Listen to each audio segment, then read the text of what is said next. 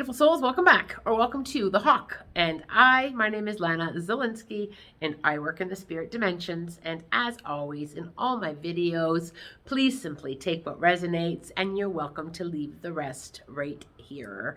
As you can see, I am not in my usual filming location. This week, I am seeing in-person clients in my office in Cambridge, Ontario. So we may get a little bit of background noises in behind me. And the lighting is less than perfect, but you know what? I'm showing up as I am. I'm talking a little bit today about a theme that's been going on this week with clients. The courage that it takes to speak your truth, your authentic self, shining from that point of alignment. It takes a lot of courage to be able to stand in your truth, stand in your power. And it sounds very easy when you say it, speak your truth. Yet many of us struggle with being able to speak our truth and be our authentic self and shine that light bright.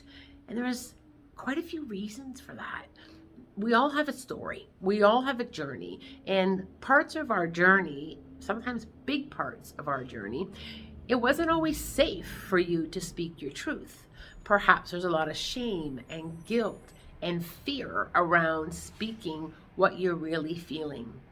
And we get to a point in our life, at some point we get there with, I need to be who I am. I need to speak my truth and take back my power. Now, where do you start? Well, I'm going to share how I started embracing my truth, standing in my own power. I started with myself. I started being really honest with myself with how I was feeling. And I would give those feelings a place to go. Rather than hold on to our emotions and suppress them, I allowed them to be spoken either in front of a mirror, or I would write them on Post-it notes. I'm feeling angry. I'm feeling sad. I'm feeling happy. I'm feeling peaceful. And I posted those Post-its in places that I could see them. And when I felt that I have felt them and they were spoken out, then I would take the Post-its down. And the more that I did this, the more comfortable I became in speaking my truth. When we hold on to our emotions, our feelings, or our thoughts, quite often we hold that energy in our body. It's often our throat chakra or our heart. Many of us hold it in our shoulders, hence the tension that can build up in there. Some people hold it in their stomach, and it can manifest itself as anxiety. If those feelings and emotions for years and years have nowhere to go, it manifests into anxiety. And when you think about what triggers some of your anxiety, it may be not speaking how you truly feel, or having to be in a situation where you can't authentically be you. Now, it is work sifting and sorting through all of these feelings on why I don't feel safe to speak my truth, and why I simply can't share who I really am with certain people. And for me, I took a big look at that. I took a look at why I was feeling that way, and I asked myself a couple questions. Number one being, is it serving my highest good to not shine my light, to speak how I'm feeling? I also practice speaking from my heart. So if I have to speak my truth, I pause for a minute. I usually count down from 5 to 1. 5, 4, 3, 2, 1. In my heart space, I will go, rather than from my head space. And when you speak your truth from your heart space, it has a different vibe. I can't help you with that today. I've got too much on my plate. I'm really feeling overwhelmed. That event just isn't something that I want to attend. And it comes across in a loving vibration to the person that's receiving it. Now, does the person receiving it accept it from the heart space? That's not your problem. Speaking your truth, sometimes people aren't going to understand. They just don't understand. And that's okay. And sometimes people will step back. Sometimes we won't resonate with people. Our truth won't resonate with people. And the people-pleasing part of us because we all have a little piece of that people pleasing part of us wants people to be happy, that we want to be liked, we want to be accepted.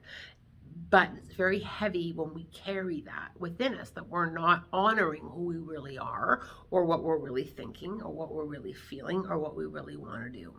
And it is a natural part of our journey that people do need to come and go sometimes.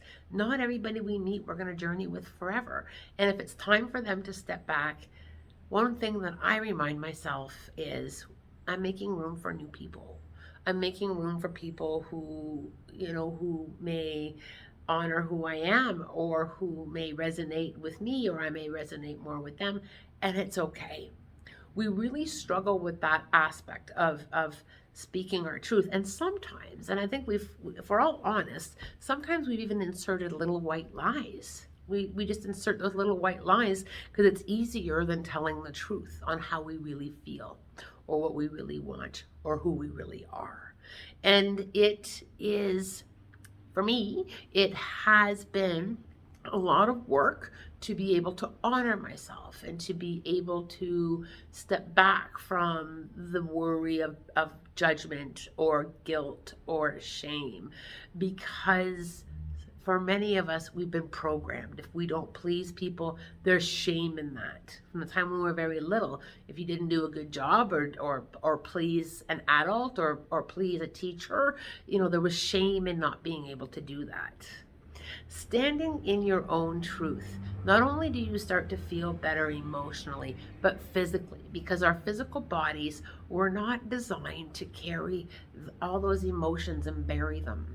And the more that you sift and sort through them, and the more courage that you build, because the courage to speak your truth is built. It's not something that you instantly just kind of master. It's about learning to, and it's about leaning into it, and it's about giving it a try. You start to feel this incredible glow within you, this power, the empowerment of being able to speak it from that loving space, and being okay with who you truly are. Life is a journey. It is about growth and development. It's about self-discovery. I'm always learning something new about myself, about my soul, and what I'm doing here. It's about being okay with the learning, and it's about being okay with supporting yourself and who you are authentically. I do hope that you enjoyed this little chit chat on your authentic self, and speaking your truth, and finding that power. I hope that you're able to put a little bit of it into practice. A couple of my tips may help you in your way. And as always, I am wishing you love, light, blessings, and a spirit guided day.